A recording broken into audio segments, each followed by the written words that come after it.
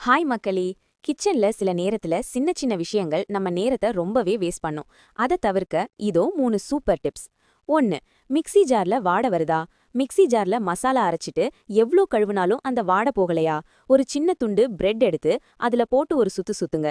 Bread அந்த எல்லா வாடையையும் உறிஞ்சிடும். அப்புறம் லேசா தண்ணி ஊத்தி கழுவினா ஜார் புதுசு போல மணக்கும். 2. வாழைப்பழம் சீக்கிரம் கருப்பாகாம இருக்க. வாழைப்பழம் வாங்கின 2 நாள்லயே தோல் கருப்பாயிடுதா?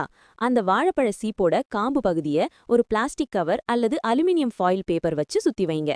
இப்படி செஞ்சா வாழைப்பழம் 1 வாரம் ஆனாலும் அழுகாம ஃப்ரெஷ்ஷா இருக்கும். 3.